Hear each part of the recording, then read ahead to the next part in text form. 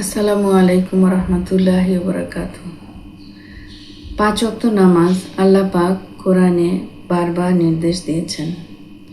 এমনকি আমাদের প্রিয় নবী হজরত মুহাম্মদ সাল্লাল্লাহু আলাইহি সাল্লাম দুনিয়া থেকে চলে যাওয়ার আগ মুহূর্তেও আমাদেরকে নামাজের গুরুত্ব বোঝানোর জন্য বারবার সলাহ সলাহ বলে গেছেন। হিসাবের দিন আমরা নামাজ ছাড়া এক পাও এগোতে পারবো না, কারণ কিয়ামতের মাঠে প্রথম হিসাবই হবে নামাজের। যে ব্যক্তি ঠিকঠাক মোটামুটিভাবে নামাজের হিসাব দিতে পারবে, আর নবীজি বলেছেন সেই ব্যক্তি সফল হবে। নামাজ ইমানের মেইন পিলার।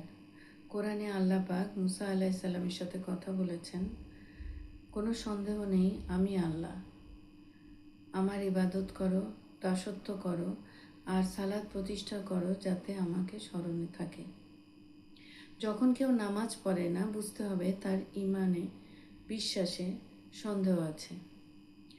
আসলেই যারা বিশ্বাসী তারা তাদের জীবনে সালাতকে সবসময় আগে রাখে।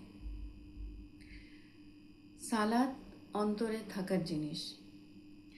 সালাত অন্তরকে পুষ্ট করে এবং আধ্যাত্মিকভাবে সুস্থ রাখে, কিন্তু আমরা সালাতকে রাখি মাথায় এবং তার পাশে রাখি দুনিয়ার সমস্ত কাজকর্ম। দেখা যায় যে তারা যখন সময় আসে তখন মানুষ দুনিয়ার সব কাজ করে কিন্তু নামাজকে ছেড়ে দেয়। তারপরে বিশেষ করে আসরের নামাজকে মানুষ বেশি ছেড়ে দেয়, কারণ তখন তারা অনেক সুন্দর সুন্দর সময় কাটায়, ঘুরে বেড়ায়।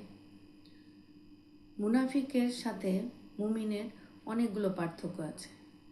এই পার্থক্যগুলোর মধ্যে এই একটা, যে মুনাফিক ফজরের নামাজ এবং আসরের নামাজকে বাদ দেয়। মানুষ নামাজকে বাদ দিয়ে দুনিয়ার সব কিছুর সাথে সম্পর্ক রেখে জীবনকে সুন্দরভাবে গোছানোর চেষ্টা করে, কিন্তু এই যে দুনিয়ার সব সম্পর্কগুলো, এগুলো খুবই ক্ষণিকের। মানুষ সম্পর্ক রাখে, আল্লাহর সাথে সম্পর্ক রাখার চেষ্টা করা উচিত। আল্লাহর সাথেই সম্পর্ক থাকে। আল্লাহ অতীতেও আমাদের সাথে সম্পর্ক ছিল অনেক দিন আগের থেকে, এবং দুনিয়া যখন শেষ হয়ে যাবে তখনও কিন্তু আল্লাহর সাথেই আমাদের সম্পর্ক থাকবে। এই সম্পর্ককে সুন্দর করতে হলে আমাদের নামাজ দরকার। নামাজ, 5 ওয়াক্ত নামাজ কিন্তু মানুষের সাথে আল্লাহর সাথে সম্পর্ক, একটা কানেকশন তৈরি করে এবং 5 বার হার্টকে ক্লিন করে। আল্লাহ আরও বলেন, নামাজের মধ্যে এই উপকারটাও আছে যেটা তোমাকে অশ্লীলতার মধ্যে পড়ে যাওয়া থেকে রক্ষা করবে। আমরা আর আমাদের বাচ্চারা এমন এক যুগে বাস করে কোথায় অশ্লীলতা নাই। আপনারা কতক্ষণ আপনাদের বাচ্চাদেরকে অশ্লীলতা থেকে রক্ষা করতে পারবেন?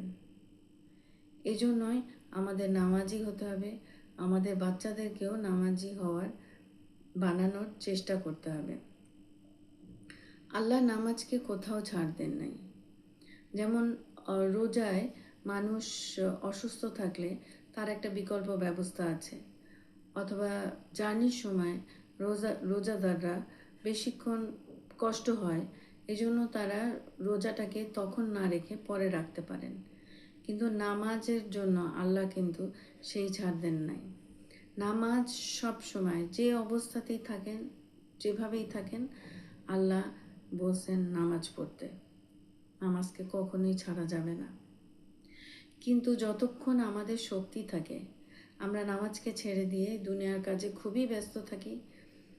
আবার দেখা যায় যে যখন বৃদ্ধ হয়, অনেক বৃদ্ধ মানুষ খুব কষ্টে হেঁটে মসজিদে যায়, আবার অনেকের হেল্প নিয়ে মসজিদে যায়, 5 বার মসজিদে বসে থাকে, তসবিহ তাহলিল করে। বৃদ্ধ বয়সটা তারা আল্লাহকে দিয়ে দেয়, কিন্তু পুরা যৌবনকাল যখন শক্তি থাকে তখন কিন্তু সেই সময়টাকে শয়তানকে দিয়ে দেয়। যখন কেউ আপনাকে বলবে আপনার কষ্ট আমি বুঝতে পারছি, এটা কোনোদিন সম্ভব না। কেউ কারো কষ্ট বুঝতে পারে না, একমাত্র আল্লাহই আপনার কষ্ট বুঝবেন। আল্লাহ আপনার চেয়েও আপনাকে বেশি চেনে। আসুন না একবার সেজদা দিয়ে দেখেন। সেজদায় বান্দা যতটা আল্লাহর কাছে থাকে, অন্য কোনো সময় এতটা কাছে যেতে পারে না। এমনকি সেজদায় যতগুলো সেজদা, প্রতিটা সেজদায় আপনার দোয়া কবুল হবে। নামাজের জন্য যদি দুনিয়া ছেড়ে দিতে হয়, দুনিয়া ছেড়ে দেন, নামাজ ছাড়বেন না।